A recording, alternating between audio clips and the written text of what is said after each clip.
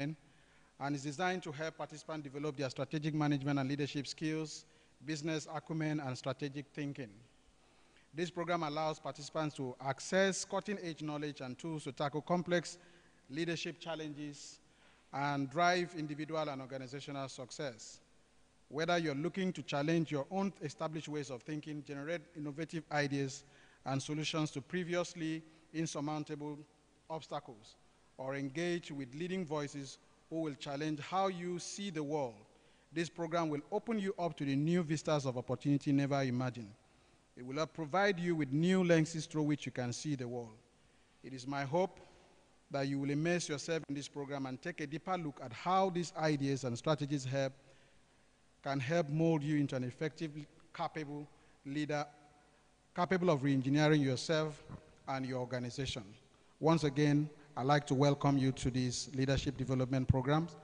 Please, we'll rise on our feet. I would like to sincerely apologize that we are starting this program an hour behind schedule. You know, I don't want to, this program is live on our YouTube channels and for record purposes so we can keep it. I don't want to use this platform to say negative things, but we all know that we all could have done better as an organization, as individuals. And it is my hope and prayer that the next day we'll try to come here on time so that we can also leave on time. The earlier we come, the sooner we also depart from here. And it is my hope that we will also allow ourselves, free ourselves from the distraction of work. You know, a couple of us pleaded with us that we should do this program here so that you can save something. So let that count for something on our own part by honoring us and coming here on time so that in the future, we can also still listen to you. So the earlier you come, we also get, the more you come earlier, the more encouraged we also are.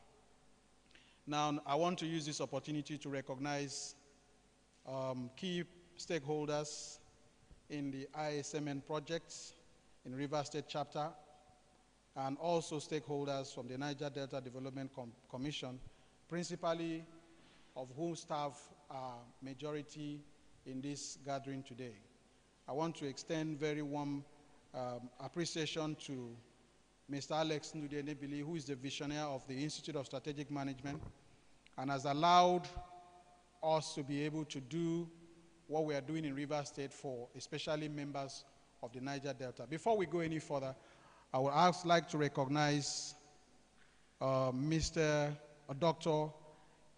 Okokon Akwa to please come and take us with the Faith Force. Mr. Okokon Akwa is the Financial Secretary of our chapter. Please, let's put our hands together for him.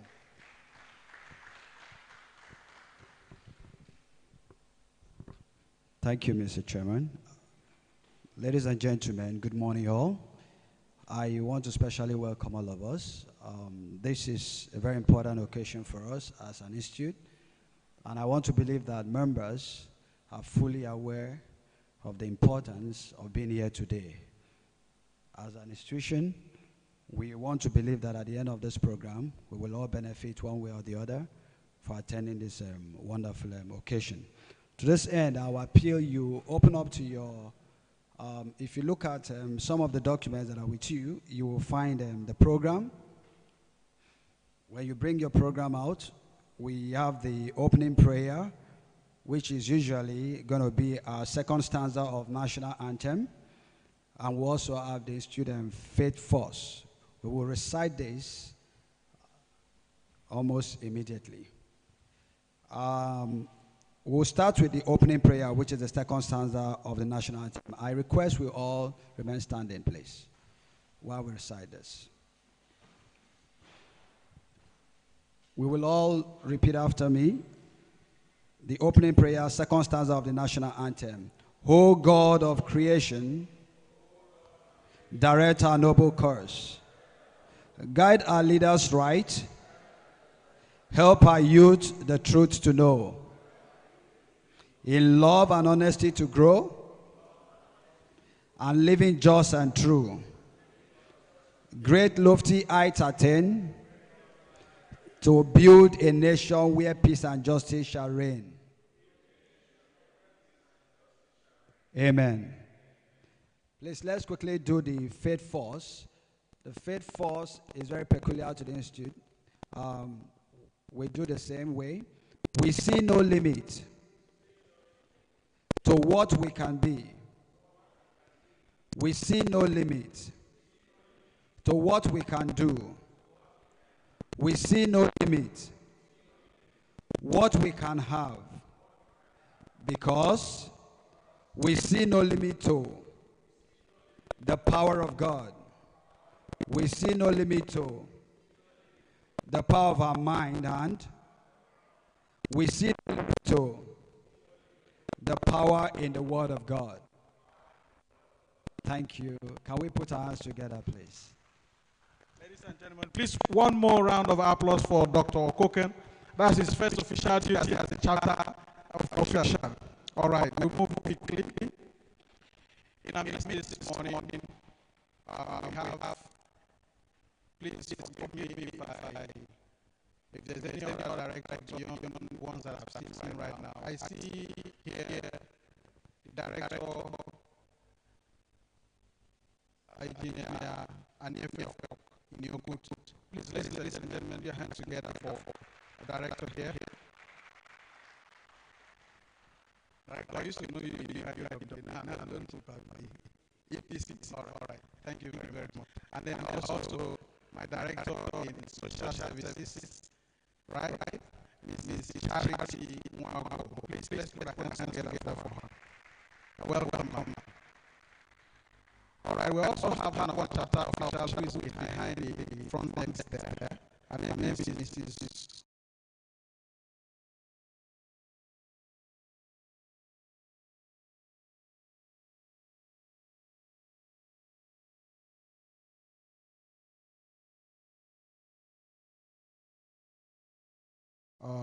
Receive new ideas, new knowledge, and also to be reminded of the things that we already know, and to look in new lights the things that we have already forgotten. So this morning, we'll have a very seasoned professional. He's a fellow of the Institute. I'll just read this briefly. Reverend Collins Edebiri, FCIPM, FCIPND, FSM, who brings over 35 years, I'm sure by now is over 40 years of experience in human resource management and skills in organizational development into this program. He had served in Shell in different managerial capacities, in addition to leading major transformation efforts across Africa and Europe in over 21 years. His coaching and mentoring skills, as well as his passion for bringing out the best in people, makes an encounter with him a learner's delight. He has spent considerable time studying organizational behavior and employee engagement strategies. He's a labor and employee relations expert, and also a certified facilitator, executive coach, and communicator. He is perhaps one of Nigeria's leading team building and management retreat experts. He's the national president, Learning and Development Network Nigeria. He's also a member of the Vision 2020 Technical Committee of the Federal Government of Nigeria, where he led the subcommittees on strategy and change management. He's a fellow of the Institute of Strategic Management. He's a fellow of Chartered Institute of Personnel and Development UK, the Chartered Institute of Personnel Management of Nigeria. Ladies and gentlemen, please let's rise on our feet as we welcome Reverend Collins Edebiri. Please, a warm welcome for Reverend Collins, please.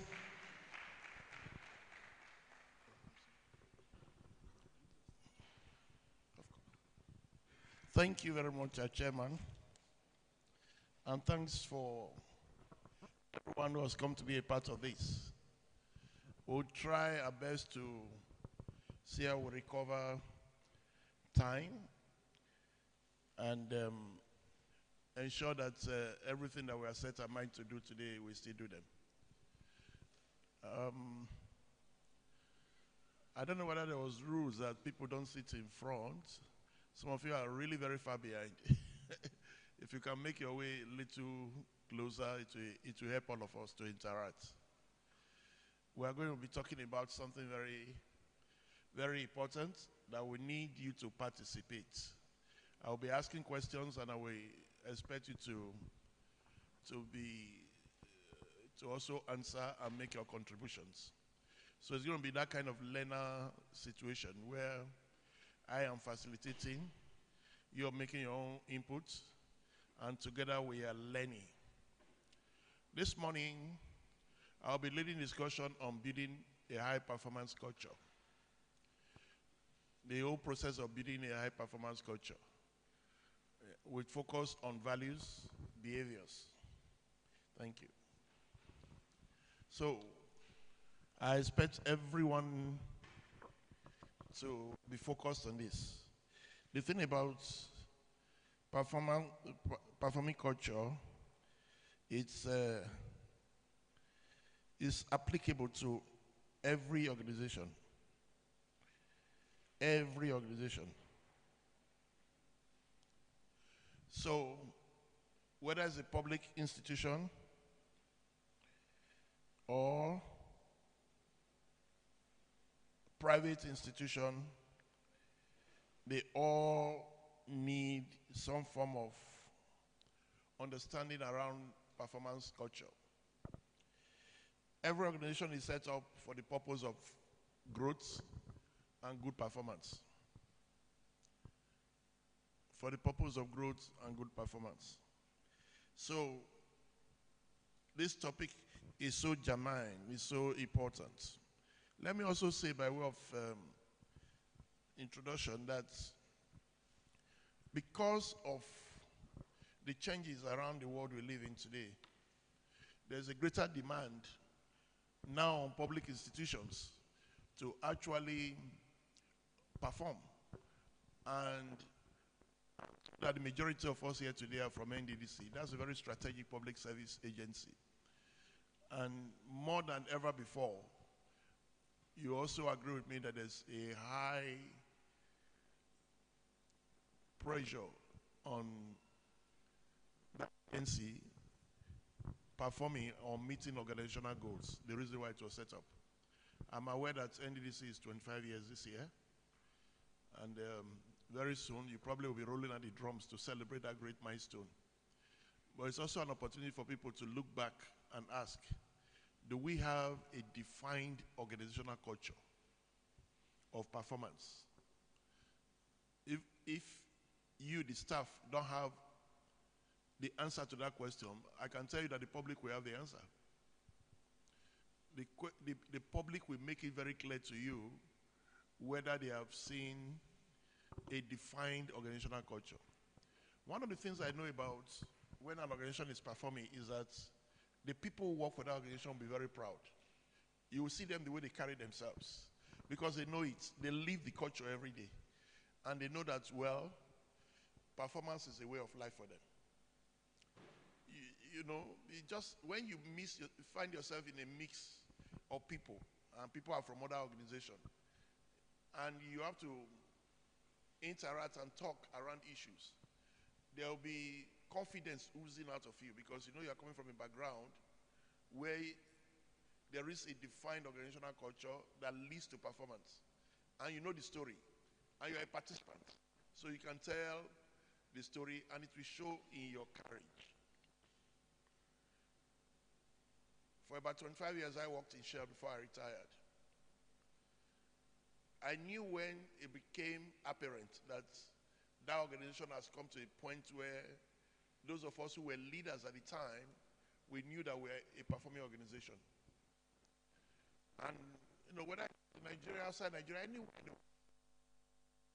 could stand, I could sit, I could talk around it because I was living that culture. It had become a way of life. So what that implies is that when you work in a performing organization, it will also reflect in your own personal life. You cannot live certain values in the workplace and live different values out of the workplace. If you are someone who's interested in performance, good results, it will also show in the way your personal life is organized. Everyone walking around you, whether in your community, in the family setting, in the church, or in the mosque, or wherever you're active, they will know that you are a driver for good results. When they work with you at every level, everybody is conscious. Because the moment your focus begins to,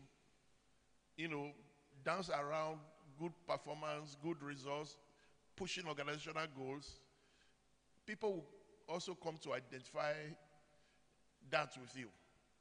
And so they find themselves working with you at any level. They know that, this guy will not take anything less than good results. And is there anybody actually that doesn't like good results? There's none. We all struggle to produce good results, but there's nobody that doesn't like good results. I mean, we have a director here, and if I come and say, oh, your directorate, your directorate is doing very well. Of course, it will make them feel proud. But if I say to them that we're not getting results from your directorate, how do you think it will make them feel? They'll feel terrible. Especially that is coming from their superiors. So we all want to be praised for good results. But the thing that brings us to that point where we begin to deliver good results are clearly strategy. Can I hear everybody say strategy? So your strategy has to be clear. And so with strategies we know that you got to formulate strategies that work. In fact, before you begin to say, this organization has a definable organizational culture, it's a combination of strategies that bring you to that point. And there are three things, key drivers. Your values, the behaviors that drive those values, and then how you reward good performance. Some people in organizations can be performing, running around, but actually not hitting organizational goal. And yet, they are spending efforts. They are working day and night. They probably don't even leave office till late. And they, for some reasons, they are not meeting set targets. For some reasons, that their small unit or department is not delivering their targets. What do you say to that kind of situation? Very hardworking man, hardworking team of people, but no coherence, no collaboration, not delivering to set organizational goals. So this morning, we're going to go through a process of resetting our mind, have a change in mindset about how we approach work. Very important. We've got to have a shift in our mindset about how we also measure performance. You will find that in some cases, people expect performance, but they don't have very clear strategic goals. So what are you measuring against? When you have organizations or teams that just work around the clock, but they're just not pursuing anything that is definable. There has to be performance standards before you can have performance results. Okay, so that's very important. Let's listen to these quotes.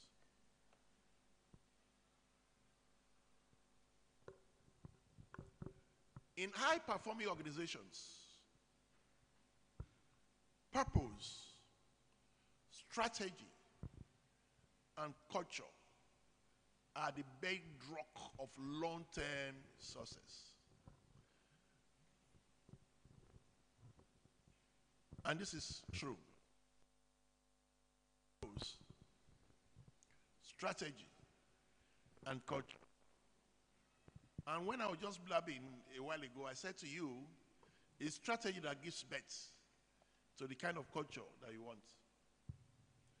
The organization exists for a purpose. But if there is no strategy to carve out an organizational culture or a performance culture, then that organization is going nowhere. That organization is going nowhere. And this morning, I've introduced to you three elements of what that culture is: values, behaviors, and organizational goals. And as we go along, I don't want you to forget those three things, because we're going to be talking much around them. It's all about values, it's about behaviors, and it's about organizational goals.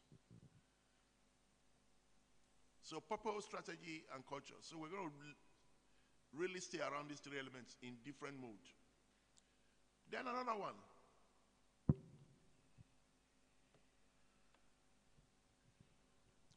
As a matter of fact, when you combine these two quotes, it also summarizes the whole discussion we're going to have here in the next couple of minutes. When aligned with strategy and leadership, so we have introduced a new term now, which is leadership. When aligned with strategy and leadership, a strong culture drives organizational outcomes. A strong culture actually drives the outcomes of your organizational goals, the results you get. So what simply, this one is saying that you could have strategy and a culture in place, but you also need leadership to enable it. And this is a leadership development interaction. And you are leaders at different levels of the organization. So, even though our main focus is on organizational culture today, or a performing culture today, I just want to bring out the fact that leadership is what is at the bottom of all of this. Any organization without the right kind of leadership and role models will not be able to drive a performing culture or even evolve a performing culture. Who role models the values of the organization? Leaders. Leaders. The very people that we look up to. Where leadership is absent, values themselves become very difficult to enforce.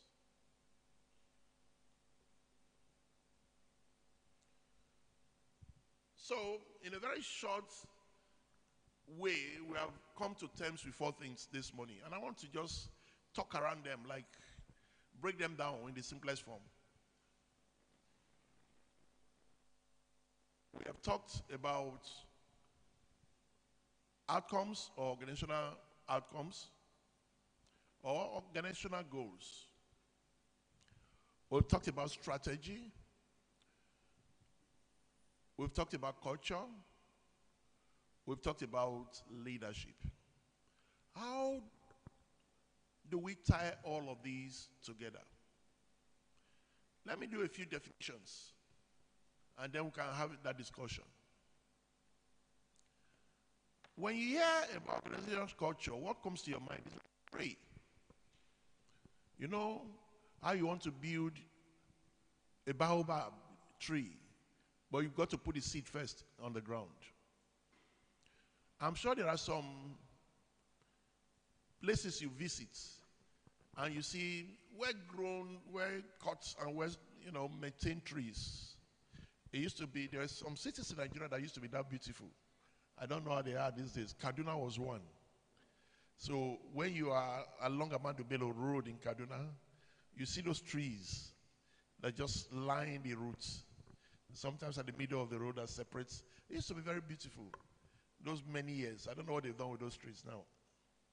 But at least 40 years ago, 50 years ago, maybe up to 30 years ago, I don't know about now.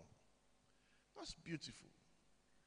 And there were areas around Kano that had those kind of beautiful, and I'm sure there was areas also around the Wema Board area in Ikeja in Lagos. You just come into those areas and you find, oh, these are beautiful shrubs. But it took great efforts to bring about those beauties. Someone thought about them. Someone planted the seed. someone ensured that they were maintained and they were caught when they had to be caught and maintained. And even when they were grown, someone ensured that they were taken care of. Because you could have trees and they could become nuisance for you. But these ones, when they are well maintained, like the tree you see here now, good straw, good roots, and all of that. That's a picture of organizational culture. It's a combination of what the organization believes to be their shared values, your beliefs, the behavior, the norms that have evolved over time, even if they are not written down. When you put all of that together, and the people allow themselves to live according to those norms and behavior, then we say that organization has a definite culture. But like the picture of the tree represents, it doesn't happen suddenly. And that's why the factor of leadership is very important. There are leaders that will come and we run the race of raising the standard of an organizational culture. There are leaders who will come and not be bothered about it, or may not even recognize it. Now, even though we talked about organizational culture, it also begins from small units. How people say, this is who we are, this is where we want to work, and these are the rules we respect around here. And from those small units, it can grow, and people begin to copy what is positive about them around the bigger organization. So when you have values, beliefs, ways of working, ways of doing things, then you say that organization has a culture. The other way of looking at organizational culture is the personality of the organization. And that's my best definition of organizational culture. The persona. And in my work with organizations these days, when I get called to come look at their systems, look at their processes, are things working? The first thing I ask the management, what's the organizational personnel like? What's the personality of your organization? And most times they look at me. I said every organization should have a personality. 25 years after, NDDC should be coming to a place now where if I run into an NDDC person, after 5 minutes of interaction, I should be able to tell that this is an NDDC man. Clearly. Even though you are a public organization. 25 years is such a good time, just the right time, for that personality to have begun to emerge, if not already established. So you see this person and you say, I used to like it a lot when I'm in those kind of functions and people just say, you're a shell man, and they've never known me. Why? Because the language will betray you. Your values will betray you. How you say things should be done will betray you. And when you disagree and say, no, I can't be a part of this, it will betray you. I remember the early days in church. And you know how you get into church council meetings and you are sitting there. And they say, okay, we'll do it like this. And theology, by the way, cannot be like the way you run organizations. And so many of us had to learn that church is church. Has its rules, and theological rules can be very autocratic. It's almost like thus says the Lord. If you know what I'm talking about. Then, so if you call someone like me into a meeting and you say, we'll just do it like that, and then that is it, we go. I said, no, I don't see a structure here. And those early days in church, they used to say, oh, Shellman, you are structure. That's what I'm talking about, personality, the personnel. And that's what the point I made earlier, that growing within an organizational culture, it reflects on who you are. And people will see it. You can't hide it. Everywhere you go, this is NDDC man. And let me also say that it can be in the positive sense. It can also be in the negative sense. It's just like a man asking for bribe now and all that. Say, Nigerian police.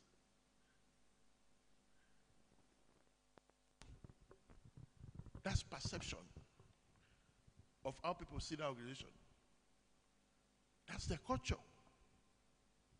So culture is so very strong. It's a personality. In simple terms, the culture of an organization reflects on those who work in that organization. And if it's not already reflecting, then the culture has not begun to take root. And the culture is not taking root. Leadership has not recognized its importance. And leadership is not pursuing it. And when you have a good culture, it will influence how your employees interact with each other, interact with the general public, your customer, your stakeholders.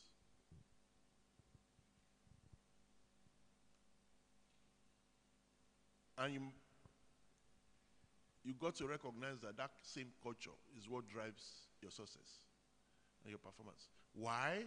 Because it is the interrelationship between everyone that works in the organization that produces the results that the organization gets. You can be a fantastic leader in your own perception, but if you cannot bring people together to work together, to collaborate together, to produce organizational results, then your leadership is faulty. You can't be leading yourself. You lead people. And if people are not easily influenced by your leadership and, be ready to work to get the results that you ask them to get, then something is wrong with your leadership.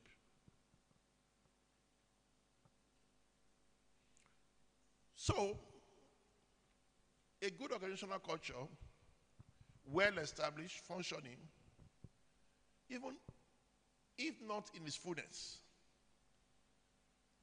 will determine the results we get. And I don't think I want to say this a second time, that there's anybody here that doesn't want good results to be associated with your work. Whilst it is true that there are many people who come to work and are not committed to work. There's been a survey that has established that there's actually 30% of employees that do the work of the organization. So what are the other 70% doing? They are malingering, they are playing organizational politics, they are the noisemakers in the workplace. Unfortunately, they are more visible than those who work. So there are those who quietly work and deliver results, and there are the very noisy people.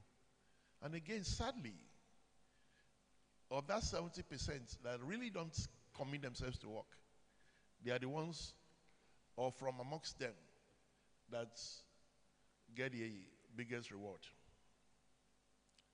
And that's true. This survey has been done and repeated over the years. The first time it was established was 1956, but even when that survey was done just 2 years ago, the same results. The people who get rewarded are those who play the organizational politics right. They are visible to management. They are very active at meetings, but not in doing the work. So at meetings, they make very fantastic suggestions. They raise their hand and say, no, they say, that's man, that's a man, that's a man. But push the work today, they don't even know how to organize work. So leadership is very key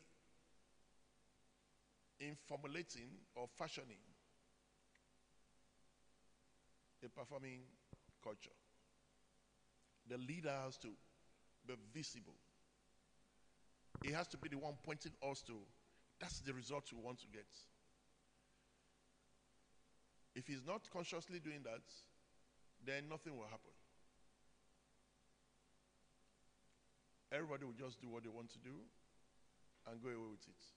Except for a few who are so disciplined, who know that the results they produce in the workplace also reflects on their personality.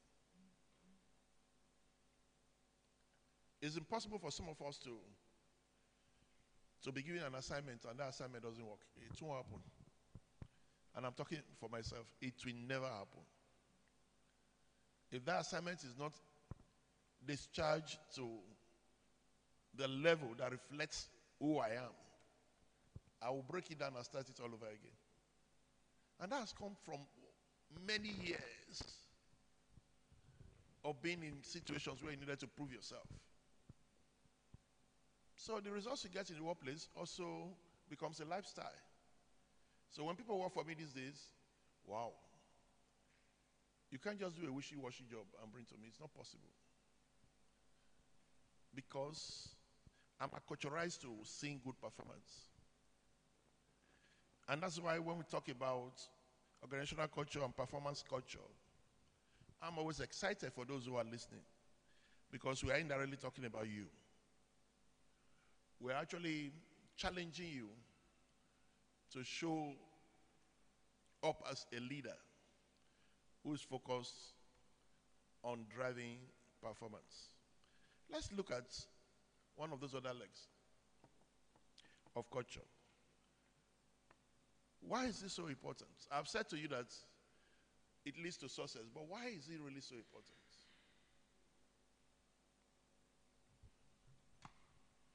Even though you're not a competitive agency, really, because your recruitment is not targeted at getting the top talent in the industry, you're not competing with any other agency. But the truth of the matter is, it does matter that you don't also recruit dunces. But in the larger world of work, where there are fewer talents to compete for, people will look out for where there is a defined organizational culture to go and work. They won't go to an organization where there's no defined culture. If I was still someone eligible to work, I'm well over 60 now, I'm pursuing 70, so I'm not an eligible worker. But just imagine I'm an eligible worker. I try to ask myself, what would be my driver for work?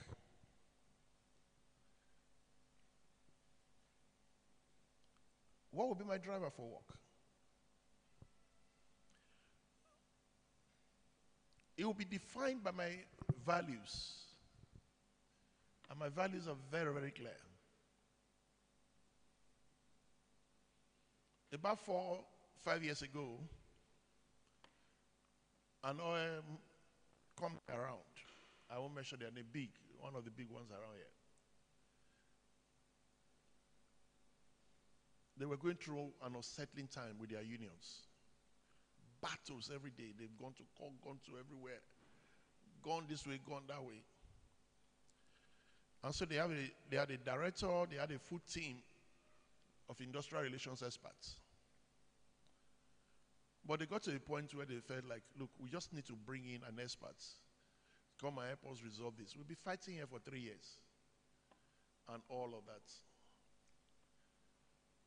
So they went to PwC, and PwC got in touch with me. And said, well, you've got a reputation in this area, helping organizations. Please, can you help this organization? I initially said no. I knew that even though it was going to be a short assignment, the pay was going to be fantastic, and I said no.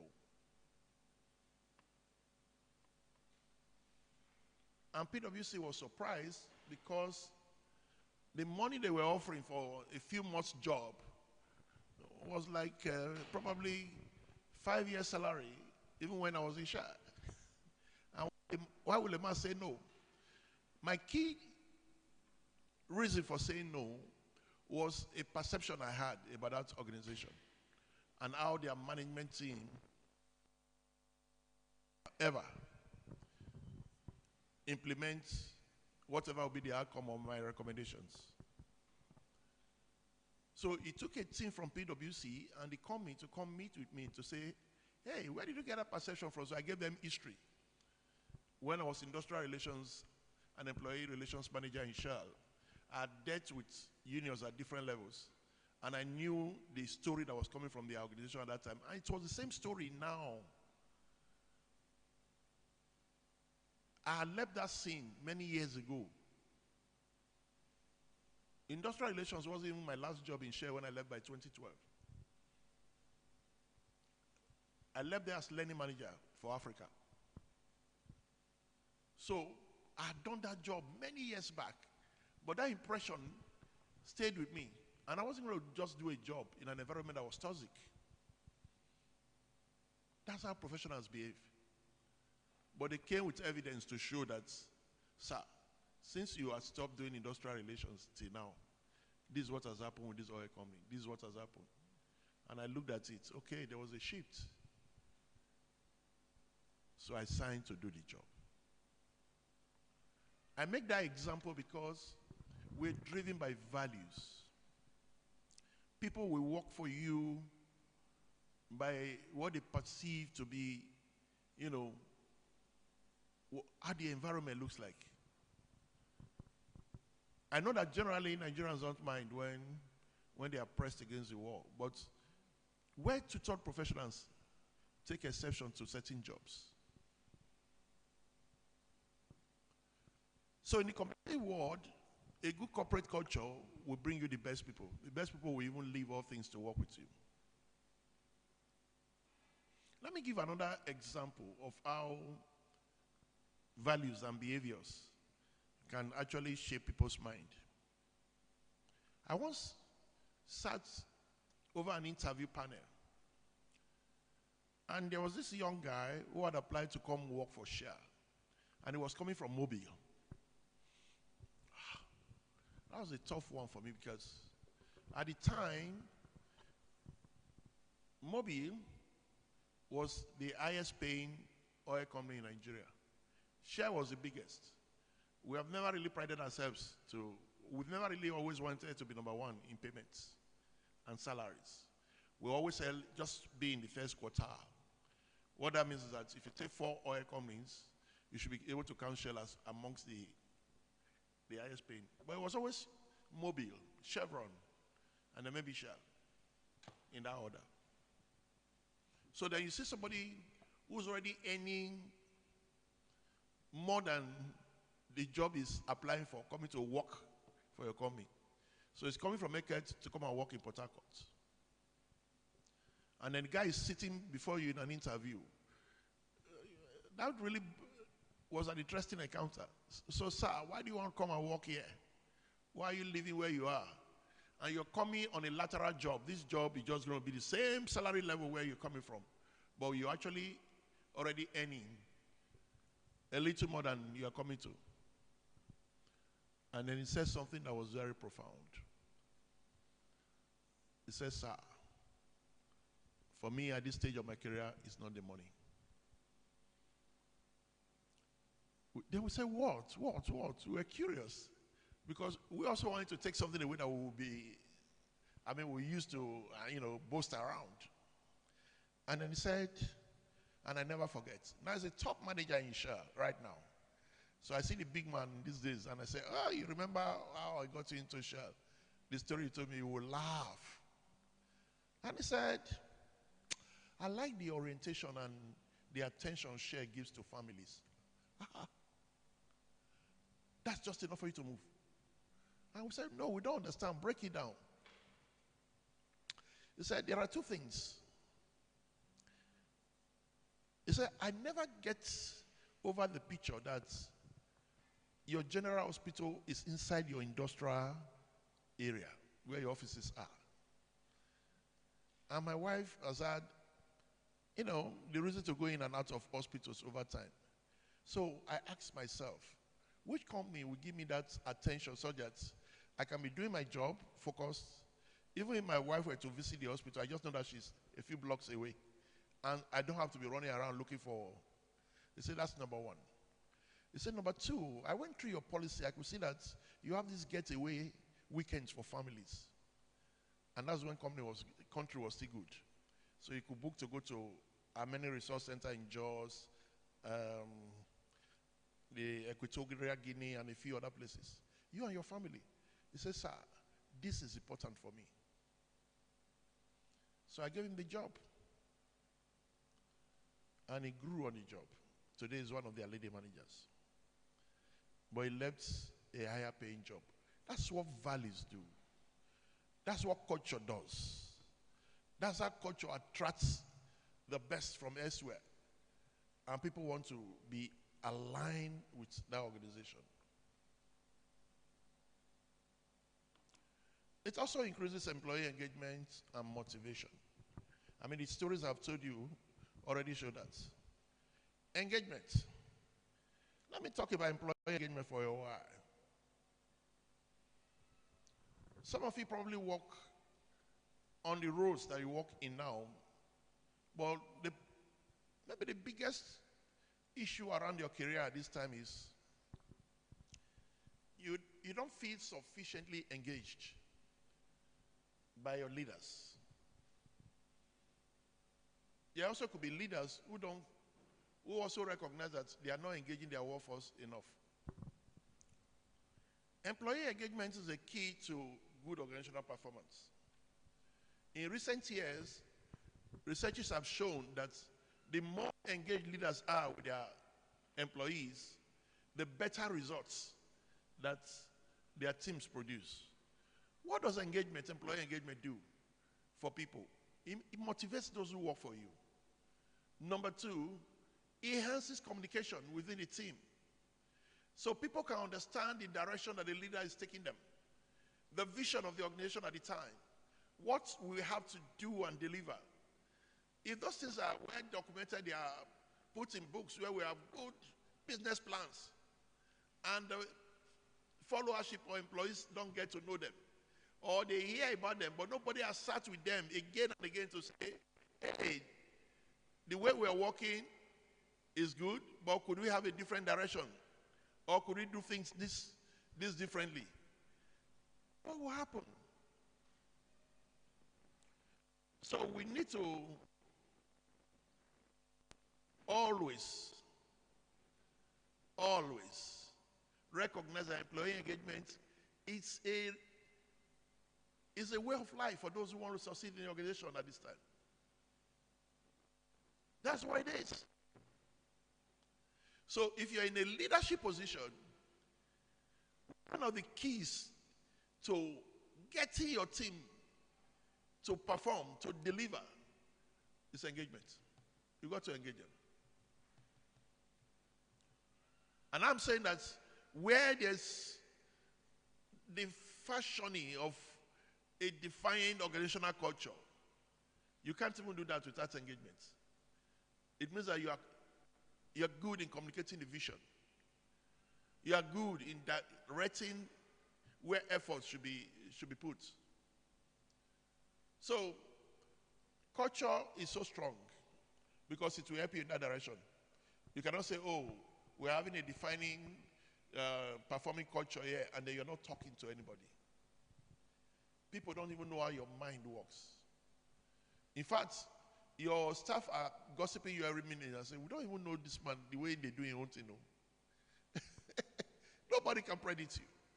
We don't even know your philosophy of life. I've said here a few minutes now, and I've talked so much about myself and the way I react to events and situations.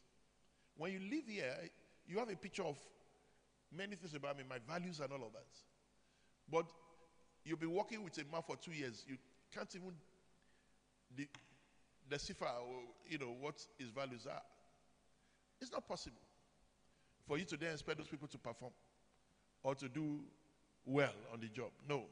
And every leader has the responsibility to ensure that performance of your employees is key. Okay, the other point quickly says it improves productivity and performance. I've said so much around that, so no need to go back there. It also enhances customer satisfaction and loyalty. Loyalty is implied in what I've said, talking about employee engagements. We're talking about people who will be loyal. Not just loyal to you because they are leaders, but they are loyal to the organization. They are committed to their work. They will defend the organization with all that they've got. I don't need to remind us that yours is a very unique agency. And one of the battles I'm sure you fought over the years is disloyal employees. And it's inevitable. 25 years on, you look back, what was the first 10 years like? Even if you're not in NDC at the time, I can tell you.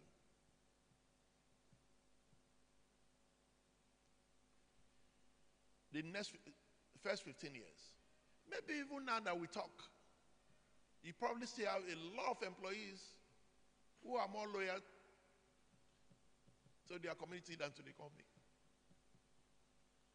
I know, remarkably, there has been a shift. In those days, we just had community representatives working in your agency. And when it came to drawing the line, we knew where they stood.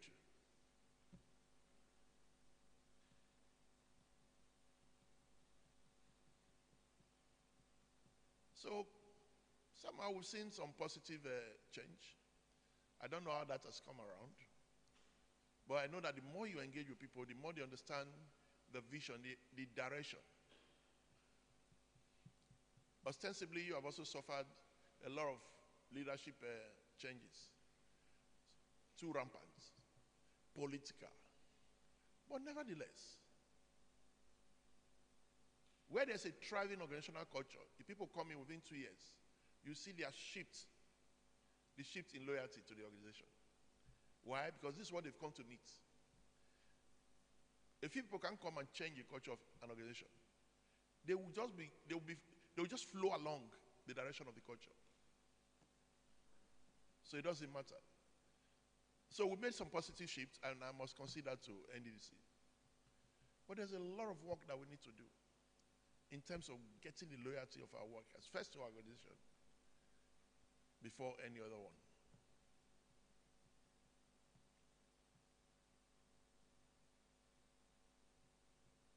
I mean, I stopped working for Shell since 2012, but I can die for Shell even now.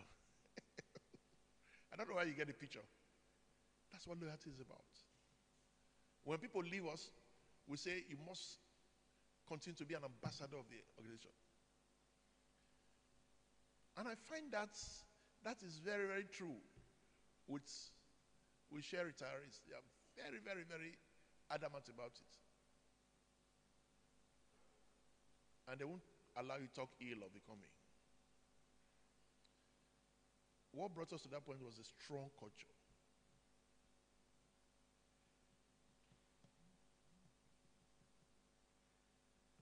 Let me tell you a story about loyalty and what our culture can bring you to that point.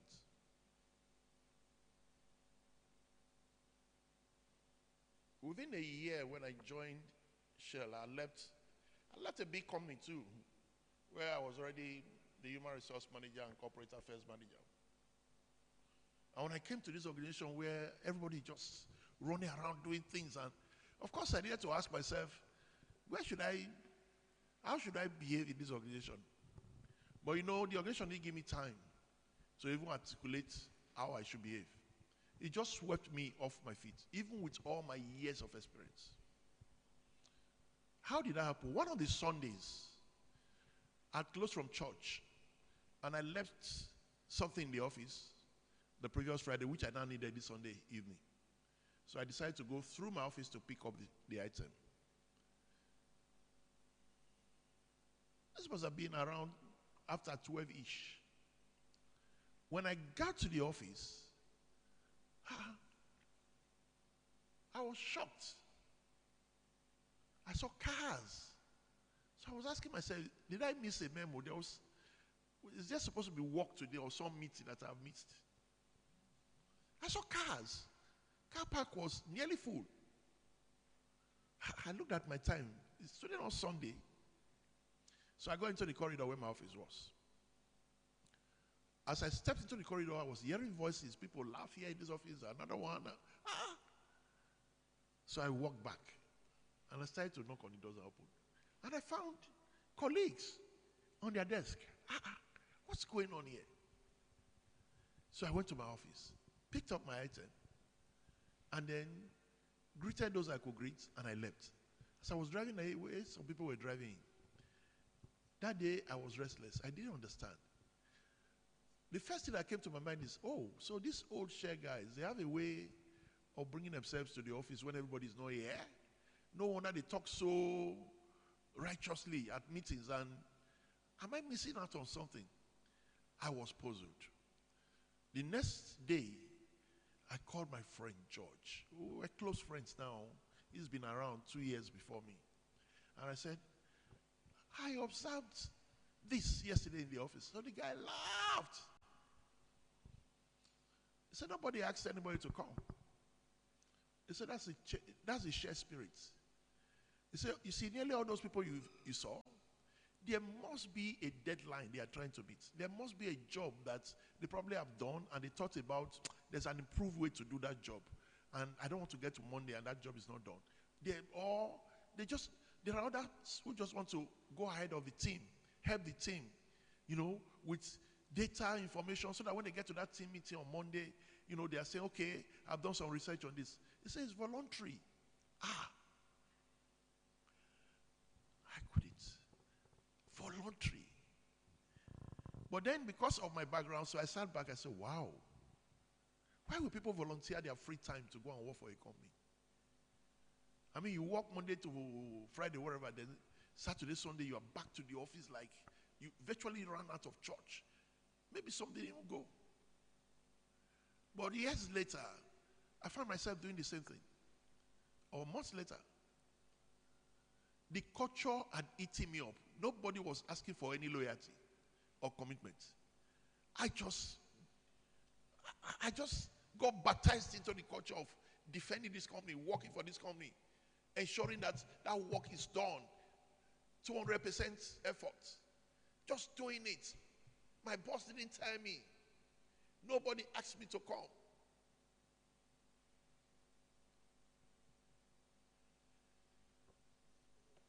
And I'm ever so grateful that those kind of practical things happen to us in those early days of our career.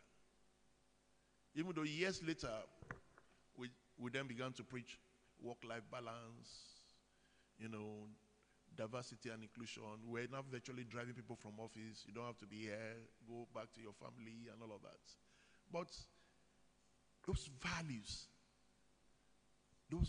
they stayed forever.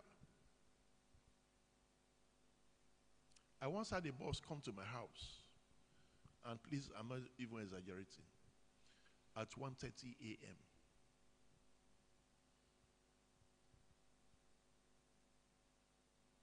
This same boss left me in the office at 9 p.m. And those were the days where we were doing, our view grabs on films, slideshow. He was to be on a 7 a.m. flight from Port Harcourt to go do a presentation in Nampims.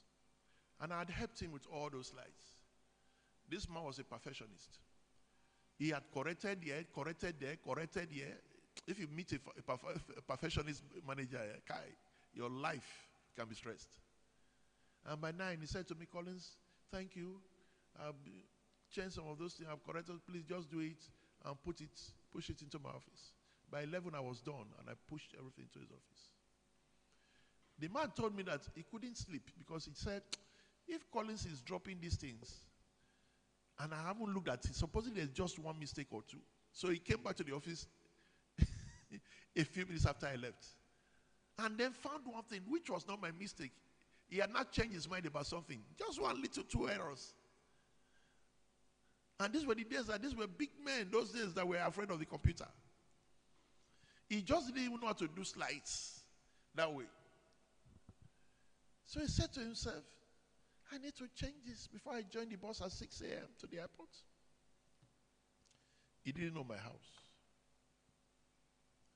But he remembered that not far away from Michelle lived a guy that was my teammate, so he went to the guy's house. Carried the guy in his pajamas. And they drove to my estate. And woke me up. Very soft-spoken boss.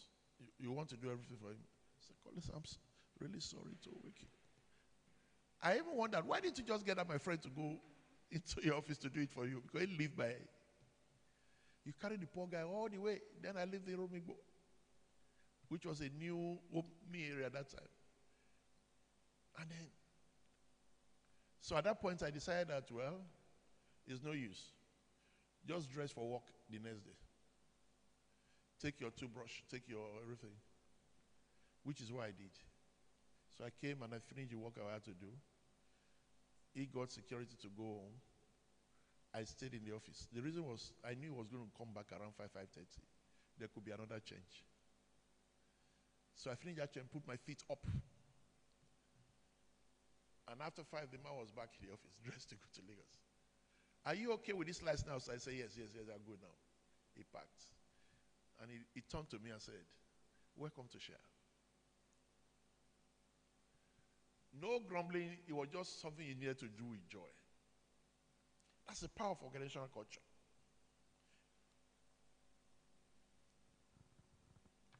That was it. Culture also drives innovation and adaptability. So the world we live in now is a world of innovation. Things are changing very fast. And don't feel too comfortable and say, well, things don't change as fast as that's where I am now. Don't be too sure. Change has a way of sweeping people at a very, very high speed. I see some of the changes and things happening in China right now, and I'm saying to myself, gosh, what's going to happen to us in 5, 7 years?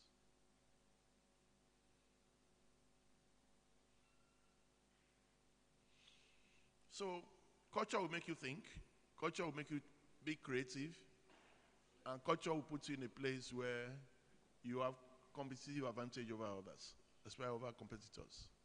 Luckily, you guys don't have competitors as such, but still good to know.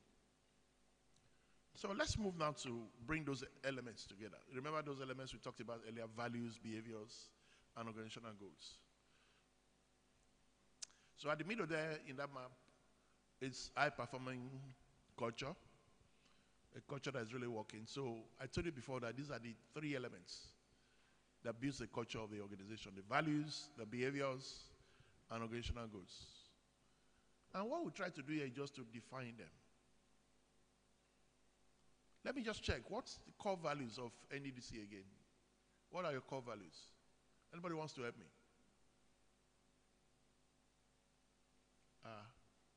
Are these not NEDC people? What are the core values of your organization?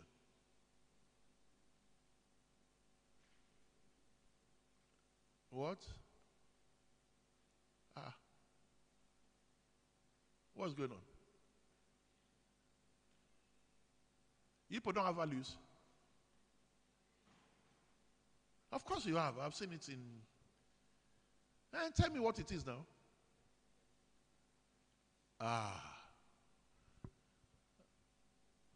So what are we doing here this morning now?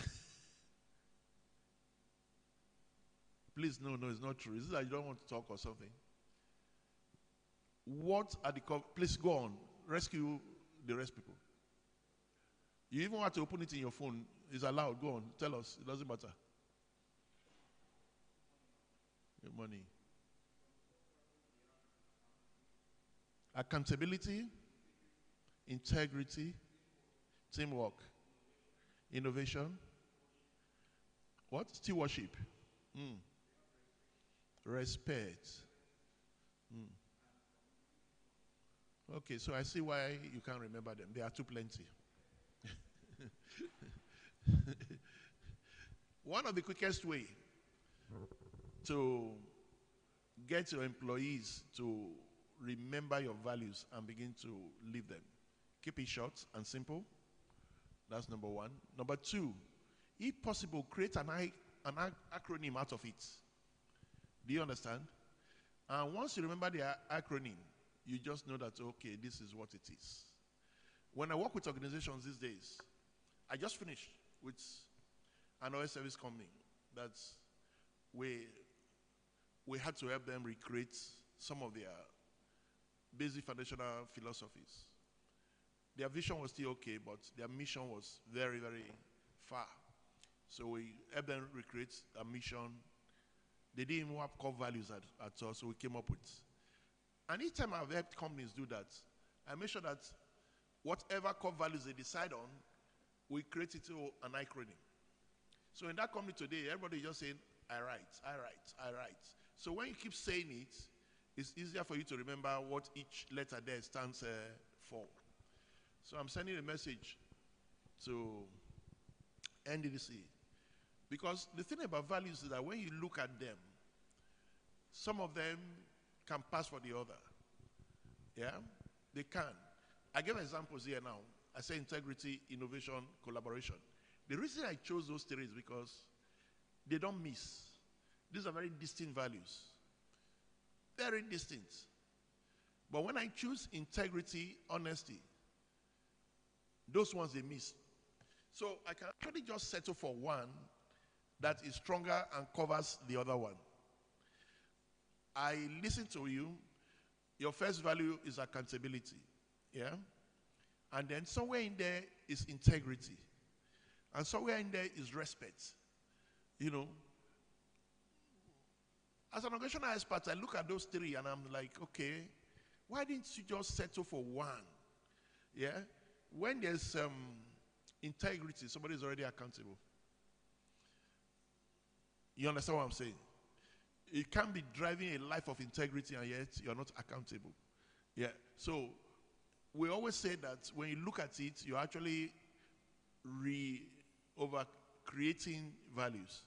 Because whatever you decide on, even if you choose accountability to cover integrity, is the way you explain it and the way you define it at the end of the day. The element that builds that value that's important. Yeah. I can stay on this issue for a long time because how do you understand organizational culture if we don't deal with values? If we don't deal with values. And then what I like the most about those values was stewardship. Because this is primarily what you exist for. Yeah. So even in arranging the values, I would have gone with stewardship as number one. Because it reflects more what your agency stands for. Are you understanding me? Oh, please talk back to me. Are you here? So stewardship would have been my number one value. And then the other things. And with S, you know, you can always get a statement. You can always get a word. You can always get a sweet acronym. Yeah? It's either you keep S as the first word or you keep it as the last word. Okay.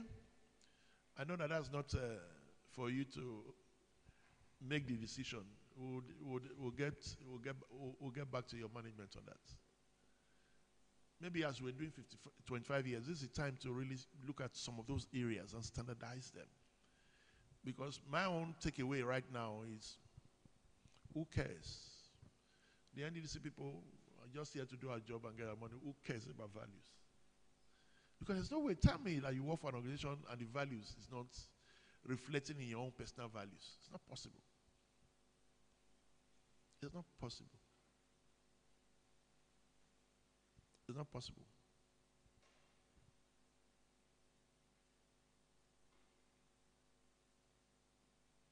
Two values from the three main values of Shell that made a difference for me were integrity and respect for people. You know, respect is a value, but respect for people is a different kind of value. It's focused on the people, really. And those two values knocked off some of my personal values from when I joined the company. You are listening to me now, sitting here, all of you, you have personal values. Sometimes you call them, my principle is, my this is this. This, I don't like this kind of thing, I like this. So you have values. You may not have been able to articulate them, but you have personal values. And if you work in an organization, the organizational values and your values, they will meet at some point. And then, you know, you begin to see your life reflect some of those good organizational values. That's exactly what happened to me. I knocked off some values and then adopted integrity, respect for people, as additional to my own values.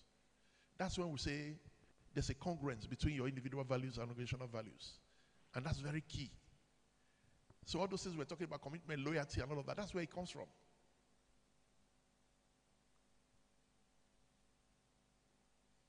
I remember when we left university in the 70s. Before you leave those days, they come to interview you for a job. And here was Unilag, Eco for Show. We had all of that. In fact, our department would have shortlisted people they thought were brilliant and all of that. Give your Nigerian breweries, British American Tobacco Company. I ended up in Presidential Industries. They don't exist anymore, but they were strong in Igomu, a big conglomerate. Had chemical industry, had about the biggest, textile company in Igomu and in Lagos. Had all sorts of things, and all of that. Now, before I chose President Industries, where I started my tutelage from, I got another job in Nigerian Brewery. My name was also sent to Nigerian Brewery. So we did interview. Oh, great. Shortlisted, get me. And Nigerian breweries and Guinness used to be the kind of competition and rivalry. So when they come to Unilag to take fresh graduates, Nigerian Brewery will give them cars. Guinness didn't used to give cars. So everybody wanted to go to Nigerian breweries at the time. So I also saw my name. So I went to the Dean of Faculty and I said to him, I don't know how my name got here. So it's based on performance where people will see who will come out this level of, and all of that. Are you not happy? I said, no, I'm not. He said, but the brewery gives Beetle cars. Volkswagen Beetle, brand new, you get. All these other companies asking us for brilliant young graduates, they don't give car. I said, but I don't want to go to Nigerian breweries. And he said, why? I said, I don't drink beer and I don't want to encourage anybody to drink beer. And you think that was a simple thing for me. No, it was strong value. Because I didn't see why I should go work for Nigerian brewery. And that hasn't even changed till now. I won't work for British Tobacco Company because I don't believe in smoking. I don't want to smoke. I don't want anybody to smoke. That's how strong values can be. So I let go that opportunity. My dean of faculty was so sad. He said, because I personally insisted I should. I said, no. He said, but you're not going to be a brewer. I said, no, my contribution as personnel officer will be contributing to the fortunes of the company. I don't want to. So that's what we call, how values work.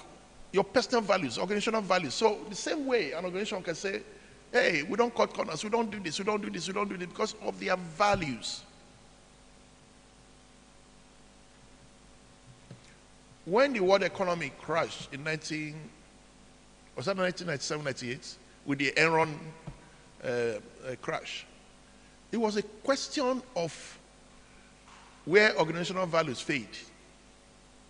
The moment Enron put aside their values, and one of their values was honesty, and then began to take money out of the till to hire jets for their executives, to pay allowances that were not disclosed, it had a big effect on other countries around the world. And we had a global meltdown, economic meltdown, because there was a failure in value. So that's what values are. The last thing I want to say about values is this.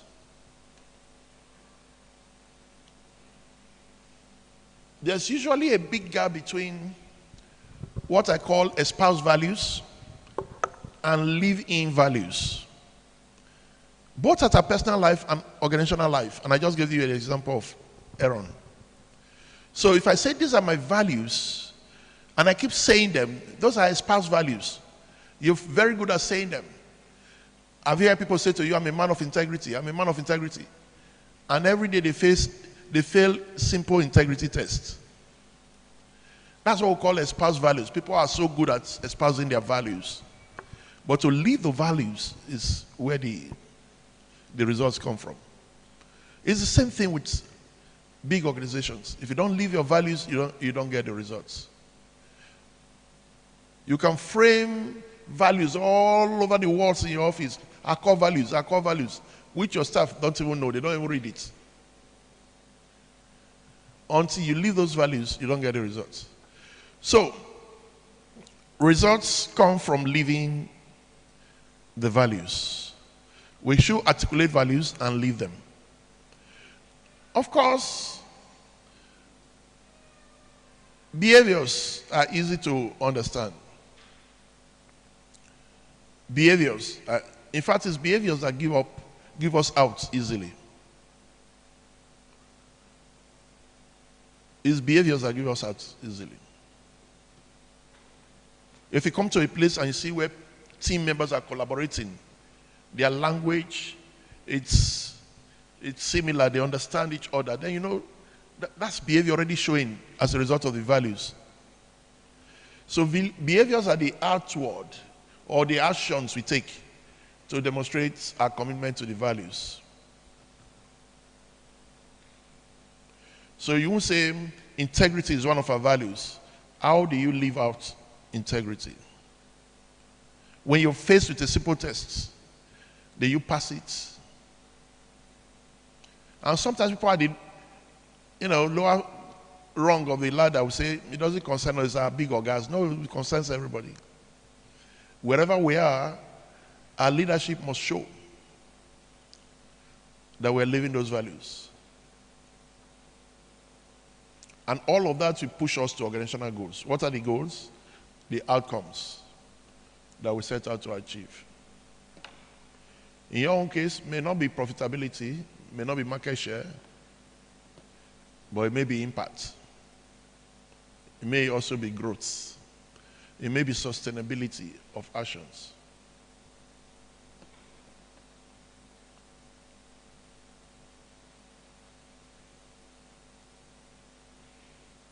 I'm just checking whether we are making sense so far.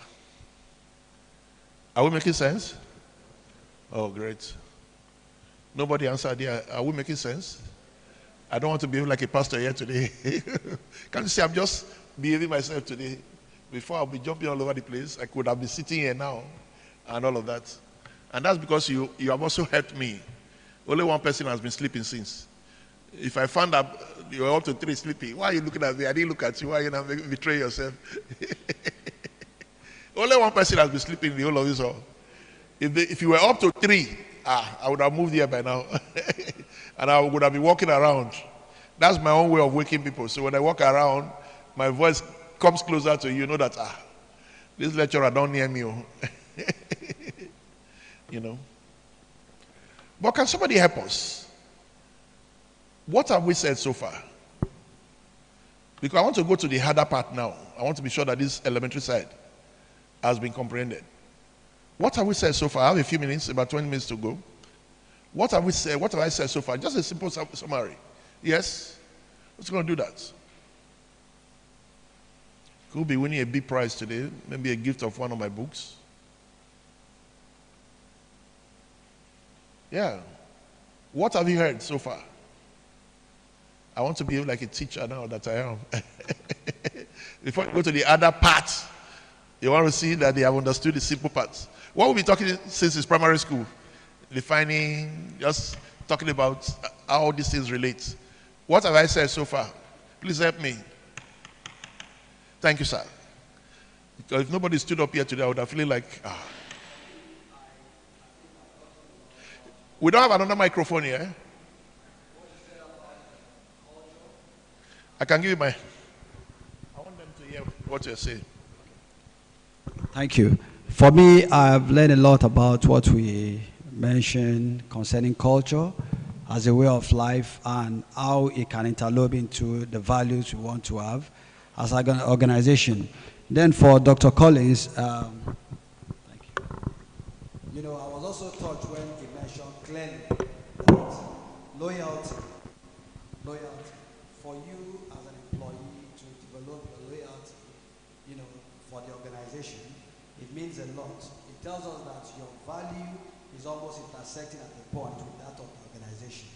And I can see that for every time you don't have the same personal value as your organization, you will never derive that kind of loyalty. Either your organization will not be loyal to you or you won't be loyal to your organization. Okay.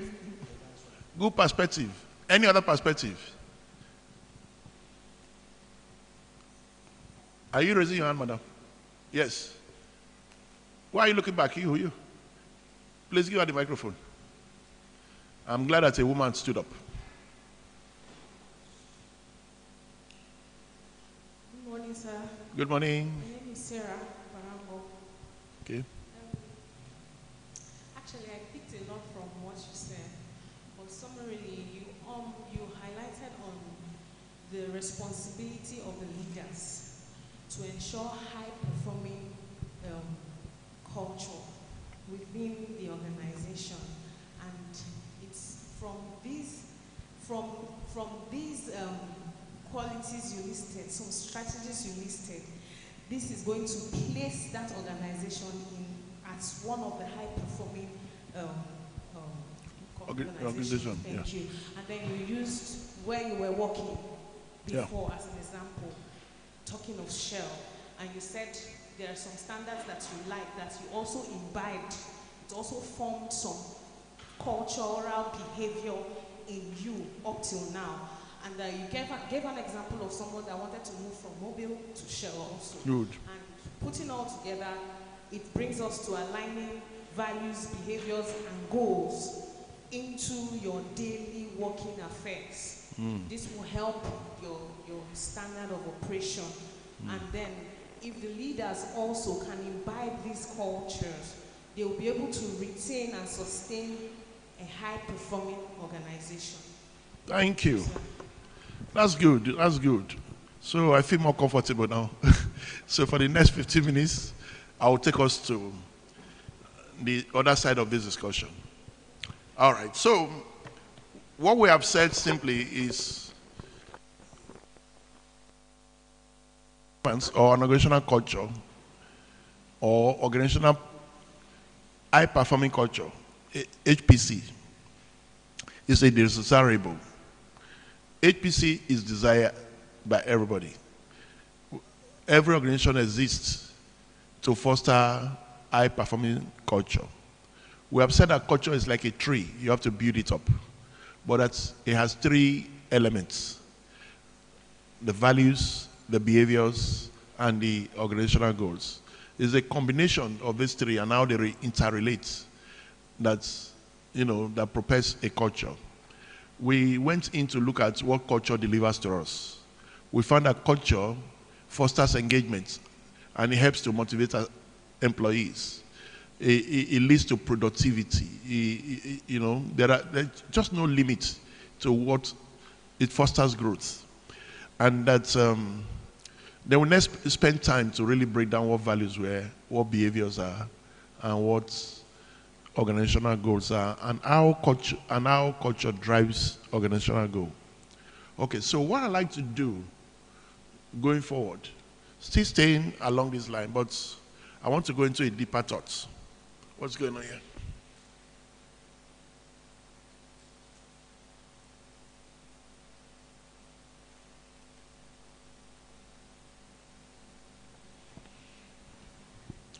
Guys,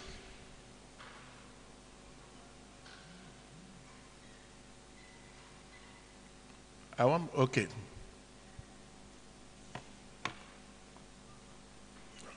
Actually, I will skip this because we already did it. I already asked you what your core values were. But if you were setting up or refining those core values, the first thing I would say, get everybody involved. It was embarrassing that we didn't know what our core values were for agency. And that's what happens when the people are not involved. When you just get a big book that says, this is a vision of the organization, this is core values. And there are many ways to get people involved. They may not be involved in crafting it, but they can be involved in, reciting it before every meeting, in using it to convey key messages from the organization. And what I always recommend is for leaders, you go to a meeting, just the same way people recite their pledge, anthem, and all of that, their creed, their faith statements, and all of that. You could start by every short meeting you are holding, long meeting, you say, can we just go through our culture, our core values, and everybody will recite it. If there are people in the room, say, okay, let everybody take one and tell us one. What does that mean? What does that mean? What does that? 5 minutes, it says it soon. It's in a very short time, you don't know what you're doing. You're building an organization of people who become so acculturated to the organization. In fact, they'll be singing with the core values here and there. And after you begin to sing with core values, the next thing you want to do is to try to understand them. And after you understand them, the next thing you want to do is try to live them. You then begin to ask yourself, what does this accountability thing that they are worrying us about, what is this? What is stewardship? What is integrity? What are they expecting me to do with them? And you start to live those values. So that's one way to ensure that the values go down. Yeah. Then when people behave well, or their behaviors reflect those values, find a way to recognize it. Recognition doesn't always have to be money or a gift. Recognition is as simple as when you come back to that team meeting, you say, something very remarkable happened in this team. Our brother here, Michael, did this, for which we were very pleased. He has enhanced the reputation of this department. I'd like us to please give him a clap, and or even can be an email from a leader saying thank you. We really appreciate what you've done. Very important. Lead by example, model the desired behaviors. And this is not just to leaders. Leaders can even challenge their team members to lead by example. Provide regular feedback and coaching as a leader. If people are deviating, they are not standing on the right path, and they are not doing what they ought to do, let them know. Create a culture of open communication and feedback. So even as a leader, let them know that I'm leading, but you're afraid to tell me where you think I could do better, I could do differently. And that's it. Once you create that, I always worked in environments where people could give open feedback. Very open feedback. And tell your leader the way you feel about his leadership style. And the man doesn't get angry over it because he's also acculturated. It's part of the culture of the organization. That's how to shape desired behavior. Then how do you connect culture to organizational goals? Clearly articulate how the culture supports the achievement of strategic objectives. At the beginning, we said if there are no strategic objectives, you don't talk about performance. You don't talk about achievements. The strategic goals must be clear, and then the achievements will then become obvious. Yeah. Number 2, integrate cultural considerations into performance management systems. This is a long, long way. Yeah. What this one is saying is, these things that we are talking about should not just be things that are talked about. Let it be part of your appraisal process. Let people be rewarded for good behaviors, apart from working to deliver work. Yeah? So that's what we are saying. Reward them. Let people feel rewarded for their behavior. Put it in the performance management system. Let it not just be something that comes from, up there, and it's just hidden up there. Let people feel a sense of what they are doing. Track progress and measure the impact of culture on performance. So this means that you have to take culture serious, the building of culture. And as people are making progress in their behaviors and all of that, you reward them. Give feedback and then celebrate successes. When they do well, wow.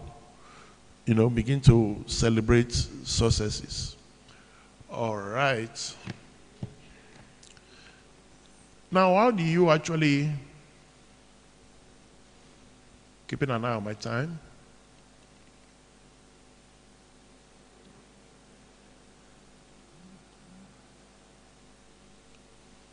guys, I think this battery is gone weak.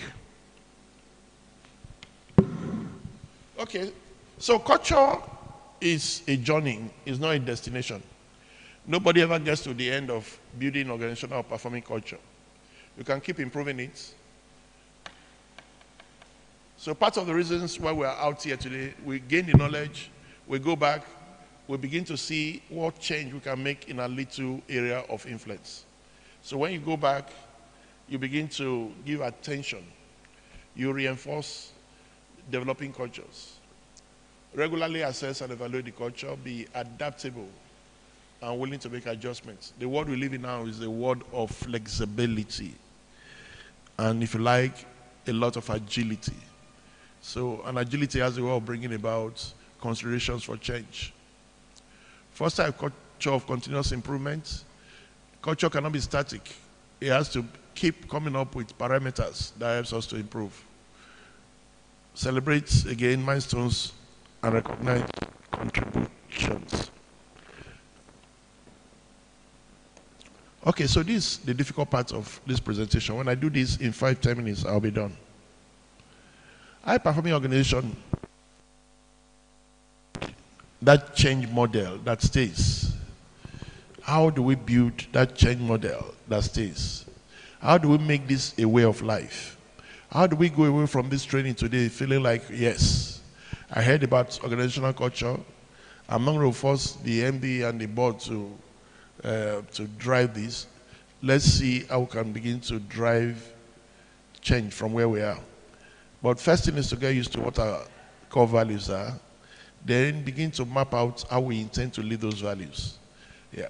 The environment in which this is going to happen is very important, because environment has a way of encouraging or killing great ideas. Yeah.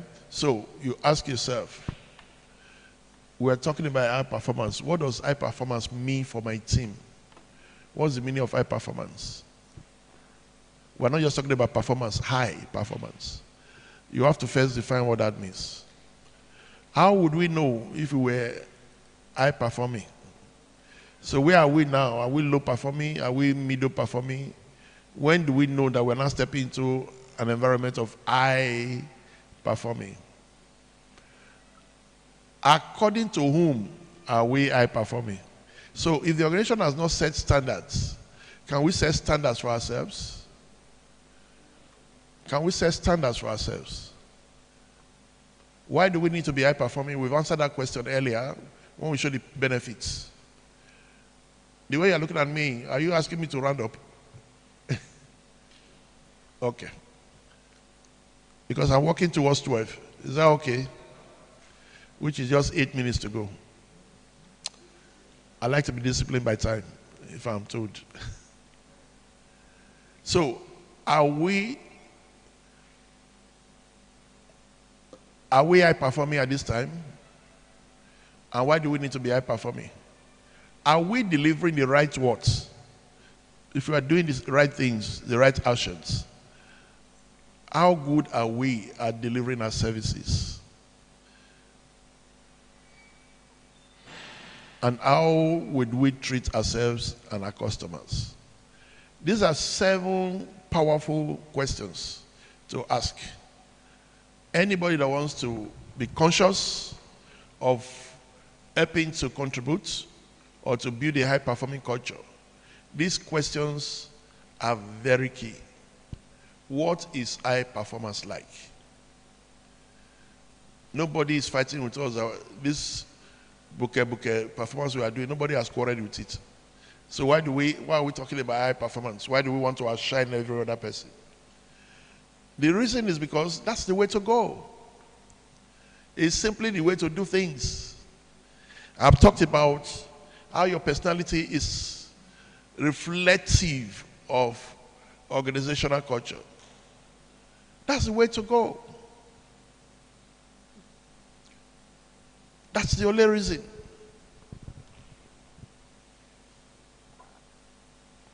So how would we know that we are there?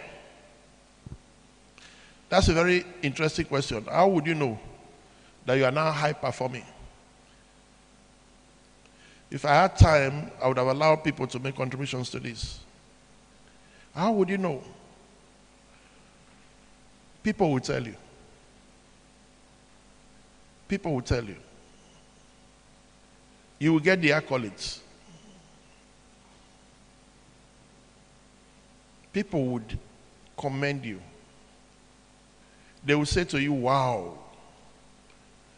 Management will recognize it.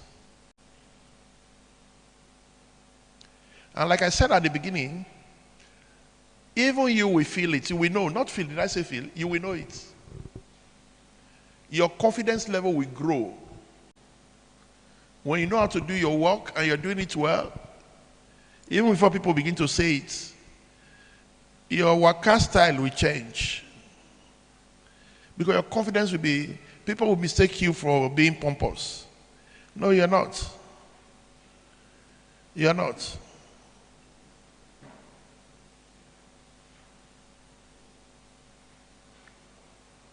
You just feel good with what you're doing. That's one way to know. Why do we need to be high performing? For the sake of our integrity, to give ourselves satisfaction, to motivate us, and to make us to be different from.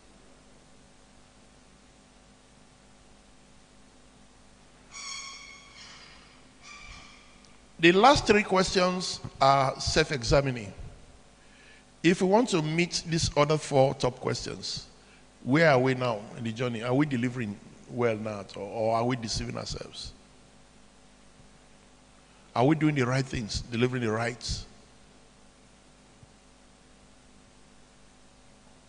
Have we even taken time to measure customer perception of how we are doing? So how good are we delivering our services?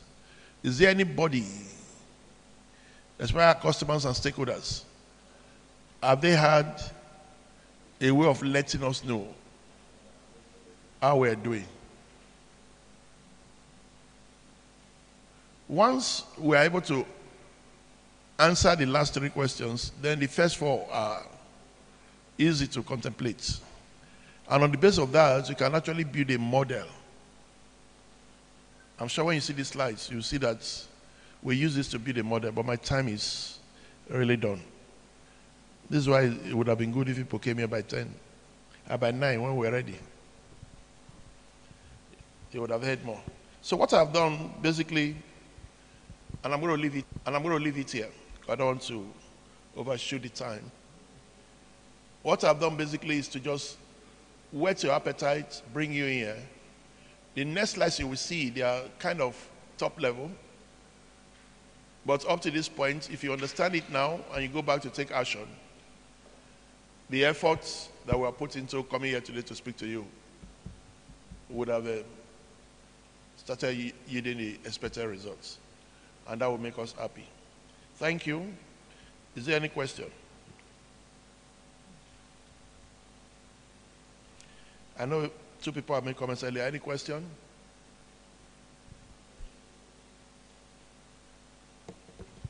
I see the next lecturer is around. I'm told there's also going to be tea break, so tea break at 12.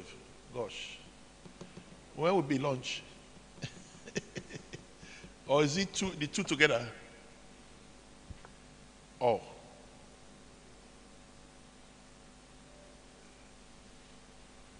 No question? Okay, so I will ask a question. I still have 2 minutes.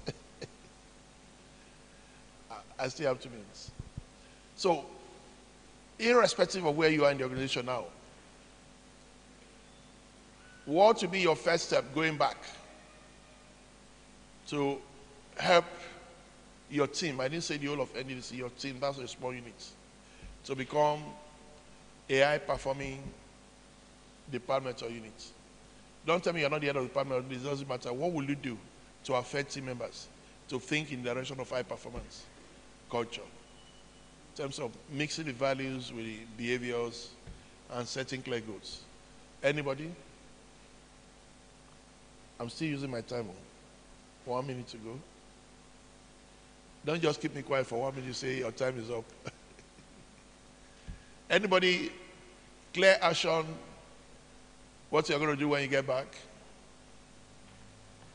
Anybody going? Okay. It's just the two of you that will be talking, and plus my sister. Setting the goals, very key. That's the starting point. Thank you. Setting the goals. Yes, ma'am. Engage them. Talk to them about how we are working now. Are they satisfied with where we are? What can we do to change our performance? Yes, last, there's a lady at the back there. I'm so proud of you guys. The fact that you gave me feedback. Yes. I understand everyone's culture and operate a conducive environment where everyone can thrive. Okay, but that will result from engagement. I'll leave it there. At least I've been able to send the message across. Thank you very much. Thank you very much for listening to me. Where's our moderator? And then come and tell us what next.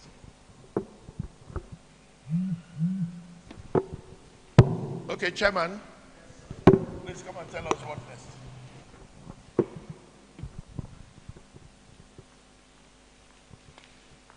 Thank you, sir. Ladies and gentlemen, one more applause for Reverend Collins Edebili. For those of you who came during the offering time, Abi goodness sharing of grace, you've missed the gist of the main event. But we're happy that you're here. So we'll take a break. The second speaker is already here, but we'll go take a tea break. For those of you who have already taken tea, you can just walk around and stretch your leg while we get set for the next session. So the tea break will go like this. We'll go outside. Then you turn right. There's a door facing you. We've already set the table there so you have your tea. Then we'll convene here in 30 minutes because we're late. We started by 10:20. We ought to have started by 9. So tomorrow we'll do attendance. All the people that don't come on time, the next batch, move them to 2026. So please, help me, let me help you. All right, ladies and gentlemen, thank you.